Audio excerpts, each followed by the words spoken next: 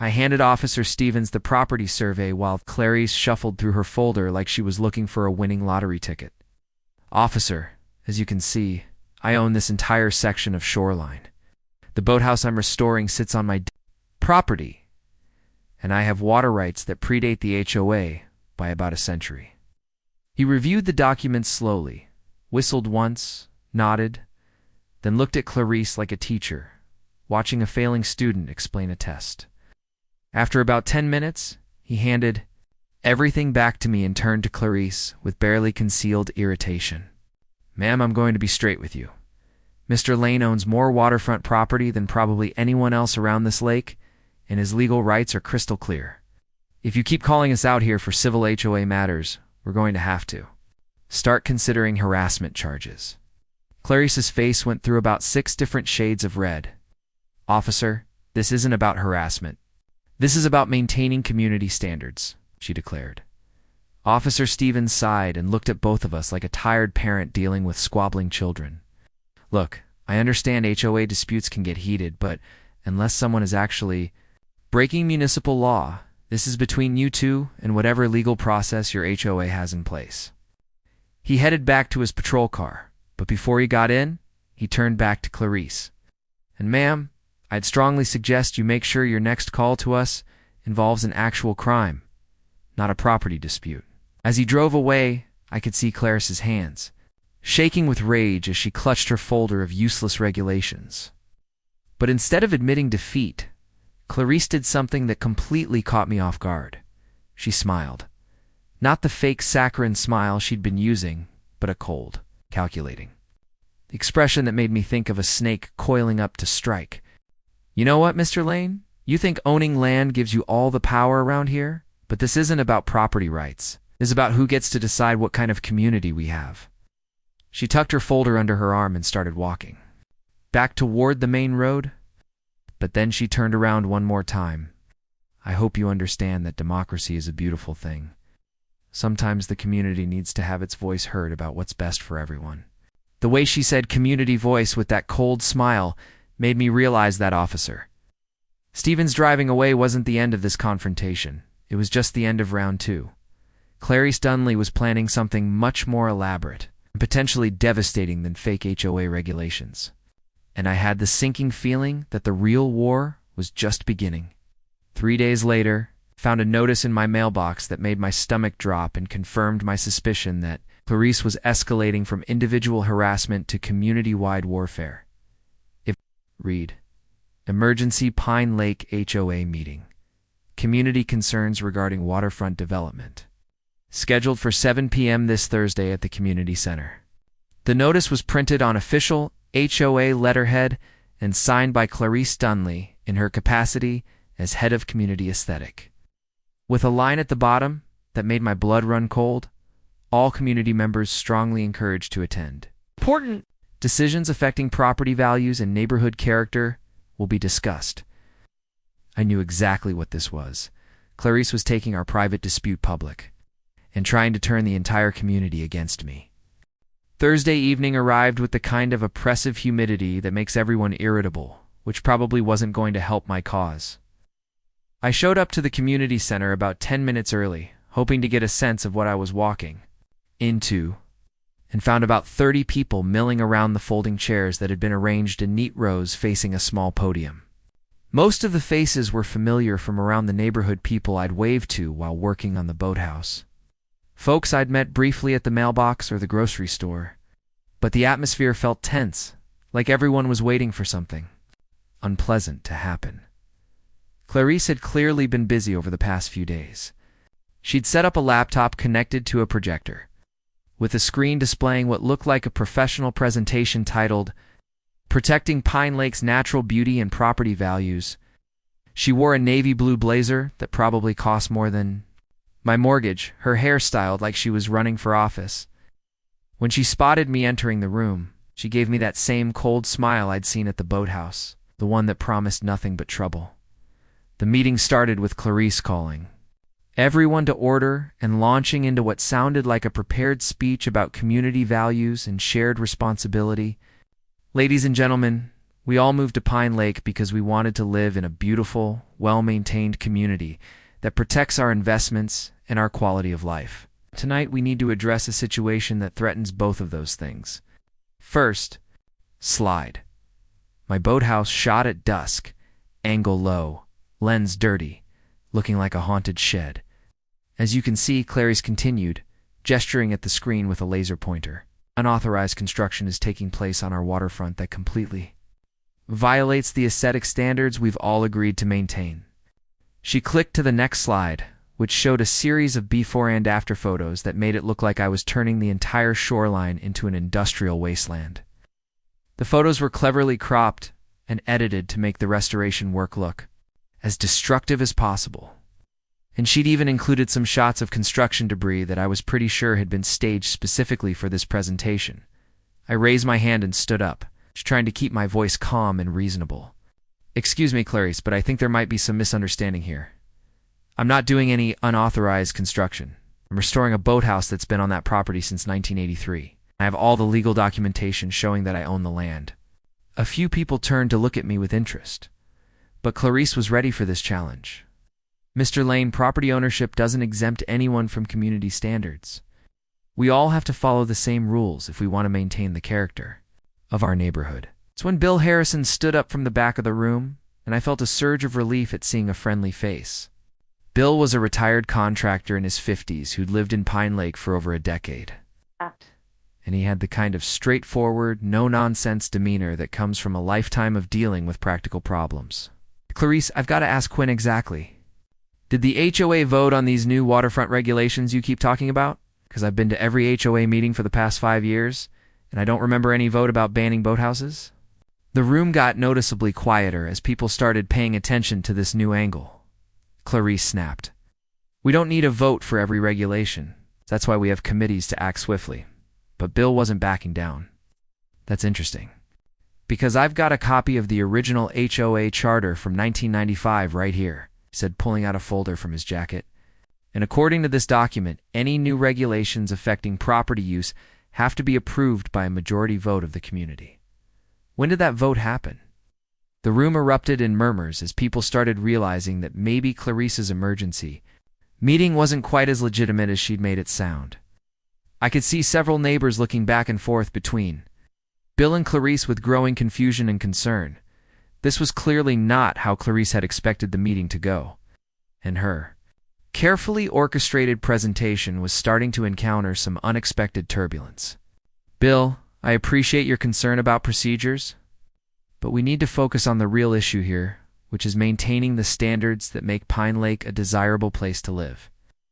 But Bill was on a roll now, and he wasn't about to let Clarice redirect the conversation. You know what, folks? I think we should hear from Garrett about what he's actually doing down there at the boathouse. Because from what I've seen, he's doing beautiful restoration work that's actually improving the waterfront. Several people nodded in agreement, and I could see Clarice's carefully orchestrated meeting slipping away from her control. I stood up again and pulled out the historical photos I'd found at the county courthouse, showing the boathouse in its original condition back in the 1980s.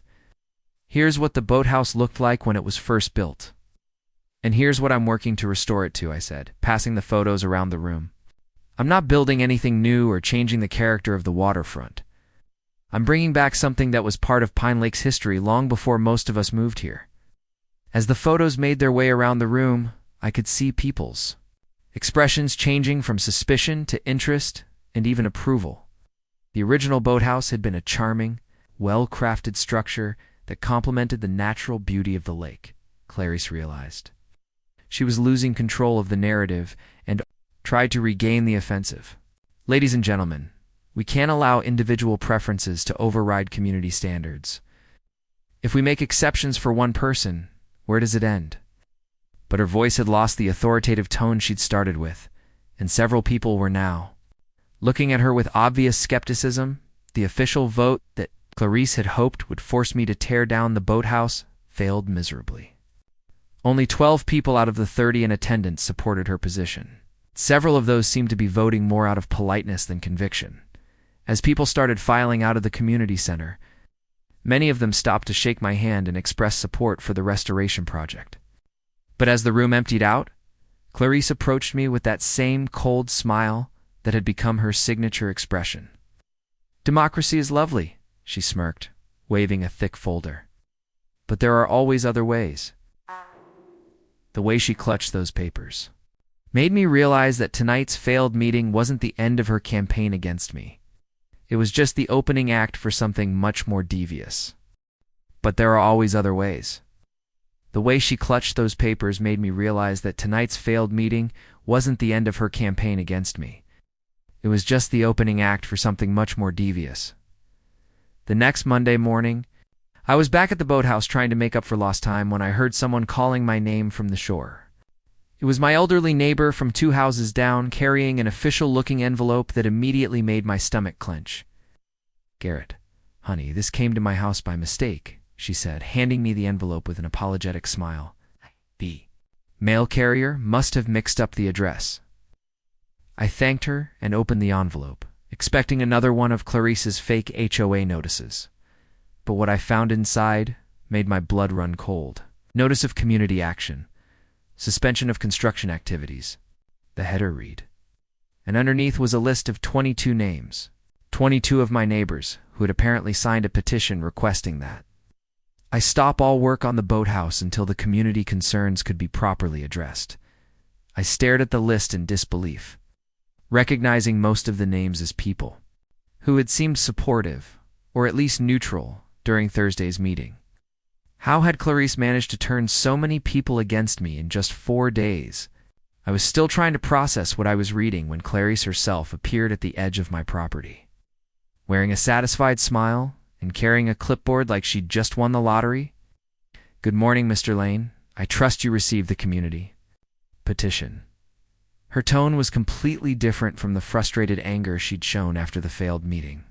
Now she sounded like someone planning to spend her winnings on making enemies miserable. "As you can see, your neighbors have legitimate concerns about your project, and they've requested that you pause construction." "Clarice, what is this?" asked, waving the petition at her. "Half these people were supporting my project just 4 days ago." "What did you tell them?" She tilted her head with mock innocence. "I didn't tell them anything except the truth that major construction projects should be reviewed by the community. Most of your neighbors were very understanding about proper procedures. Something about this didn't add up." That's when Bill Harrison came walking down the shore looking angrier than I'd ever seen him. "Garrett, did you get one of those petitions too?" When I nodded, he shook his head in disgust. "I've been talking to people around the neighborhood this morning, and you're not going to believe what that woman did. She went door-to-door, telling people this was just a community survey to get input on neighborhood projects. Most people thought they were signing something to support community involvement, not to shut down your boathouse." The pieces started falling into place as Bill explained Clarice's deception. She had crafted the petition with deliberately vague language about community input and proper procedures, then gone door to door with a completely different story about what people were actually signing. "She told people this would ensure your project got proper community support," Bill said. "She told others it was just a formality to make sure everything was done legally. Half the people who signed it thought they were helping you, not hurting you." One man told us Clarice showed up with a clipboard and cookies, homemade oatmeal. Raisin told his daughter, who was babysitting, that signing the paper would help get new playground equipment for the neighborhood. The girl was 16. She signed for her parents. When they came home and saw what she'd signed, they panicked and called me in tears. Clarice used their child to wedge her lies into our homes, using people's good intentions to manipulate them into signing a document that could shut down my father's boathouse restoration. That was calculated, predatory behavior. This woman was weaponizing the very qualities that made Pine Lake a decent place to live. "Bill, would you be willing to help me talk to some of these people? I think they deserve to know what they actually signed." We knocked on 20 doors. Every single story different, but all the same lie. Some were told it was a survey, others that it would help me. One old couple signed out of fear. One woman cried when she learned the truth. The more people I talked to, the clearer it became that Clarice hadn't just deceived them. She'd used fear and intimidation to manufacture community opposition. She had specifically targeted the elderly, the non-confrontational, and anyone vulnerable to pressure then used lies, threats, and manipulation to get them to sign a document. They didn't understand. By the time Bill and I finished our rounds, we had a clear picture of Clarice's methodology. She had lied about the purpose of the petition, misrepresented the impact of signing it, and in several cases had made barely veiled threats about HOA. Investigations, if people didn't cooperate, it was predatory behavior that had turned my neighbors' goodwill into a tool for harassment. That evening, I sat in the half-finished boathouse with my father's old compass in my hands, feeling more defeated than I had since this whole ordeal began, but also more determined than ever to fight back. Clarice had managed to turn the very people who supported my project into unwitting accomplices in her campaign to shut it down. But she had also made a crucial mistake. She had shown me exactly how far she was willing to go to get what she wanted. The compass needle pointed steadily north, just like it had when my father used it to navigate these same waters decades ago. Looking at it reminded me that when you're lost, you need something reliable to point you in the right direction tomorrow. I was going to start my own door-to-door campaign, not to trick people or manipulate them, but to give them the truth about what was happening in their community and let them decide for themselves whether they wanted to live in a place where bullies could use fear and deception to control their neighbors. That night, I couldn't sleep. I kept thinking about my elderly neighbor's tears and the fear in that couple's eyes when they talked about Clarice's threats. By 3 o'clock in the morning, I was sitting in the boathouse with my father's old compass, just wondering if I was fighting a losing battle against someone who had no moral boundaries. The restoration that was supposed to be a peaceful tribute to my father's memory had turned into a neighborhood war that was hurting innocent people. The compass was one of the few things I'd kept from Dad's workshop, a solid brass instrument that he'd used for 40 years of boat building. He used to hold that compass in one hand and a cup of black coffee in the other, standing at the edge of the dock before sunrise every Sunday. He'd say, "Direction's nothing without discipline, son. You don't just need to know where you're going. You need to stay the course." Those words echoed louder now than ever. I wasn't just rebuilding wood and nails. I was rebuilding his promise. He always said that when you're lost, you need something reliable to point you in the right direction. I was running my thumb over the worn brass surface when I heard a soft knock on the boathouse door that nearly made me jump out of my skin. My elderly neighbor was standing on the dock in her bathrobe and slippers, looking like she hadn't slept any better than I had. She was holding a manila envelope in her trembling hands. "Garrett, honey, I hope you don't mind me coming down here so late. My husband and I couldn't stop thinking about what happened today with that awful petition. We've been living in this neighborhood for 15 years, and we've never seen anything like what that woman is doing to people. It used to be a neighborhood. Now it feels like a gated cage." I invited her to sit down on one of the wooden benches I'd built along the dock, and she handed me the envelope. "This might help you understand how that awful woman operates." I opened the envelope and found threatening letters from the HOA, notices of violations for things like mailbox placement and lawn maintenance, and a paper trail that showed months of systematic harassment designed to make someone's life miserable enough that they'd move away. Last year, she did the same thing to the family that used to live in the blue house at the end of Maple Street. My neighbor continued. She convinced half the neighborhood that they were aesthetic trash who didn't care about property values. She generated so much pressure that they finally gave up and moved away. Left in tears. Lost 30 grand just to escape. The documents painted a picture of calculated cruelty that went far beyond neighborhood politics. This was systematic intimidation designed to drive people from their homes. As my neighbor talked, I realized that what was happening to me wasn't personal.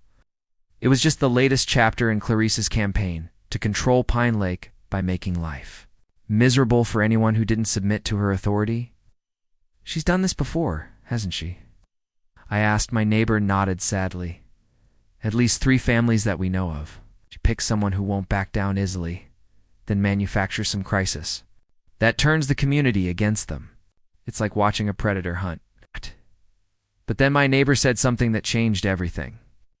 "The thing is, that poor woman gave me something before they moved away.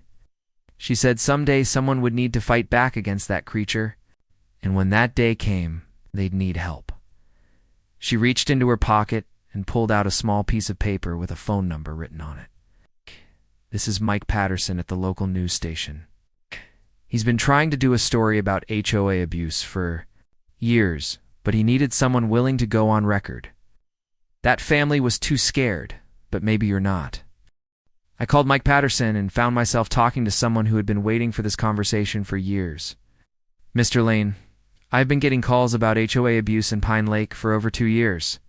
But until now, everyone was too afraid to go on. Record. If you're willing to tell your story publicly, and if you have other people willing to support you, I think we can finally shed some light on what's been happening. We arranged to meet that afternoon at the boathouse. That evening I sat in the boathouse again, but this time I wasn't alone with my doubts and frustrations. My neighbor had spread the word, and I had commitments from 8 different families to speak with Mike Patterson about their experiences with Clarice's harassment. For the first time since this ordeal began, I felt like I had a real chance to fight back. She had built her power on secrecy and fear. But tomorrow, that was all going to change. I held up my father's compass one more time, watching the needle point steadily north toward truth and justice. Dad always said that when you're facing a storm, you navigate through it with the best tools you have. Tomorrow, Mike Patterson and his camera crew were going to be my tools. The truth was going to be my direction. Clarice Dunley had made the mistake of pushing too hard and hurting too many people. Now it was time for her to face the consequences. The morning of the interview, I woke up before sunrise and spent an hour walking around the boathouse, making sure everything was ready for the cameras. Mike Patterson had suggested we film right here on the dock, with the half-finished structure as the backdrop. The boathouse represented everything this fight was about: family, tradition, community, and the right to preserve something meaningful without being terrorized by petty tyrants. By 9, the cameras rolled. Mike asked, "Ready to take her down?"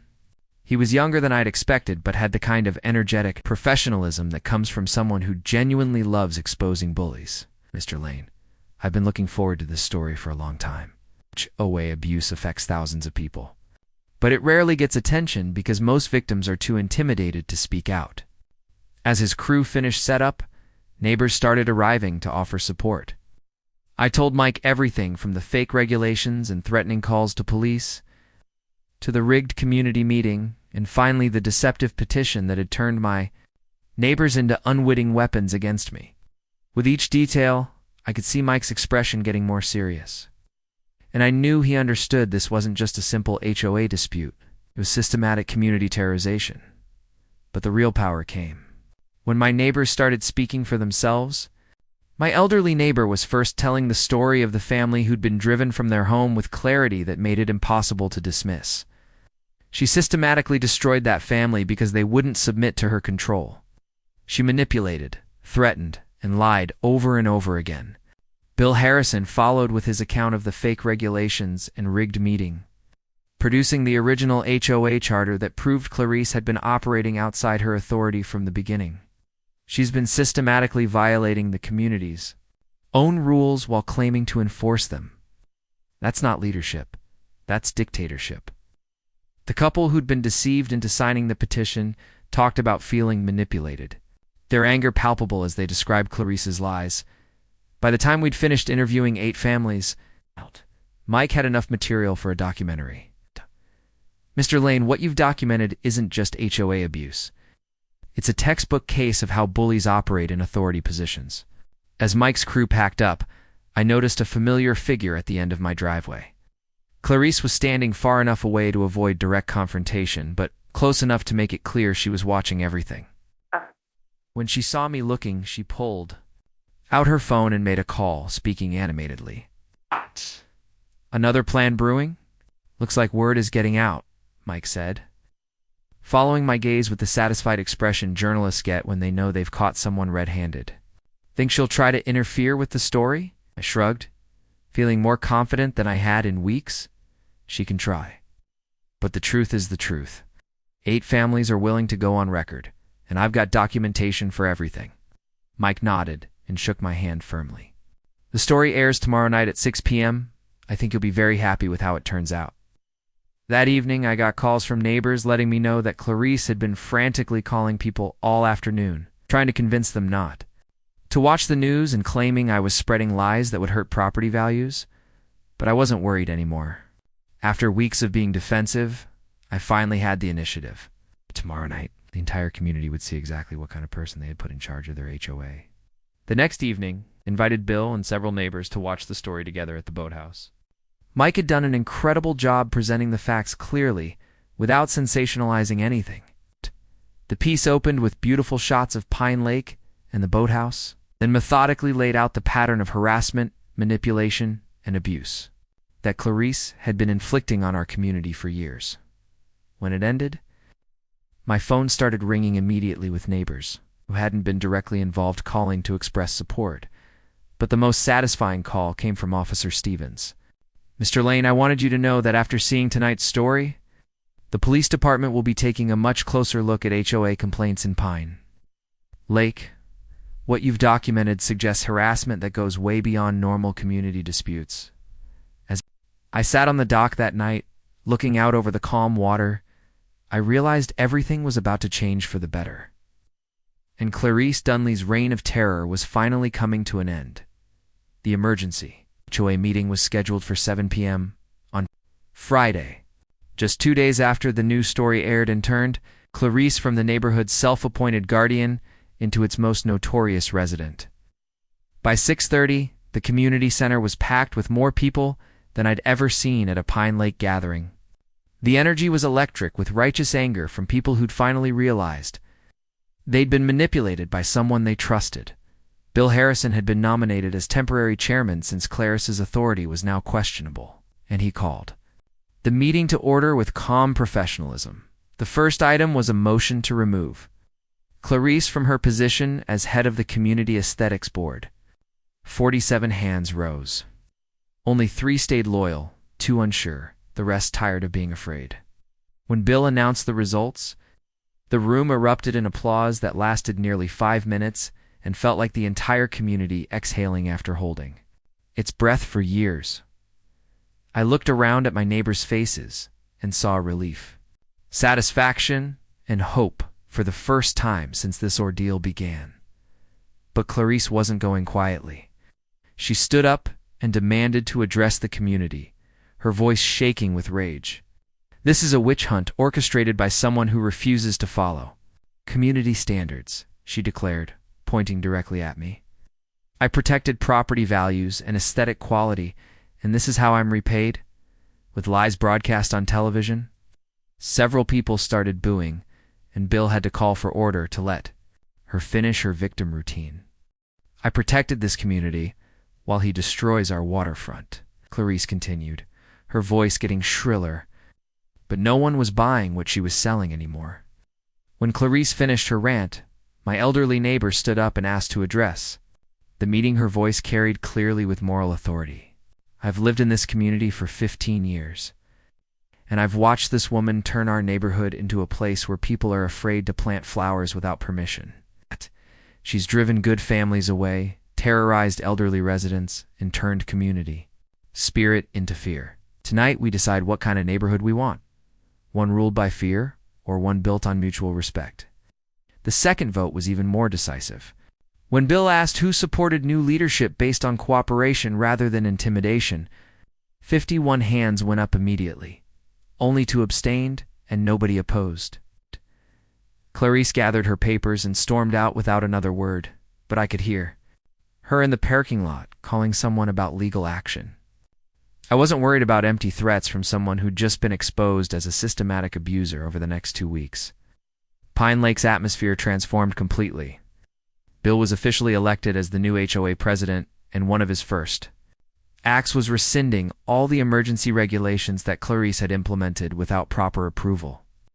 The fake waterfront construction ban disappeared, along with about a dozen other arbitrary rules. People started talking to each other again, sharing stories about Clarice's harassment and working together to rebuild community spirit. The boathouse restoration became a community project with neighbors offering help, advice, and encouragement. Bill contributed electrical expertise. A young couple helped with painting. Even my elderly neighbor insisted on providing lunch for everyone who worked on the project.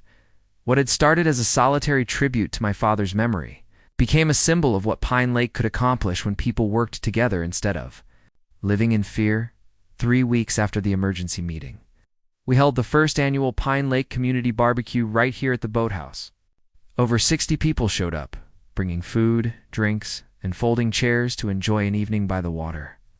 Children played on the dock while parents talked and laughed. Several people brought boats to create an impromptu flotilla anchored offshore. The wooden sign carved Reed Lane's boathouse, "Welcome all neighbors," perfectly capturing the spirit of inclusion that had emerged from our struggle. Someone brought out a guitar. A girl from 3 houses down started singing an old folk song about rivers and time. Kids clapped along. Dogs barked in rhythm. Someone floated out on an inner tube and started handing out cold sodas from a cooler. The laughter felt louder than it had in years, not just happy, but free, as the sun set over Pine Lake that evening, casting golden reflections across the water. I stood on the dock watching my neighbors enjoy themselves in the space that had caused so much conflict. Just months earlier, the boathouse looked exactly as my father would have wanted: well-crafted, functional, and filled with sounds of people enjoying life on the water. Bill came over and handed me a cold beer, grinning as he watched kids trying to catch minnows. "Your father would be proud," Bill said, gesturing at the happy chaos of families enjoying themselves.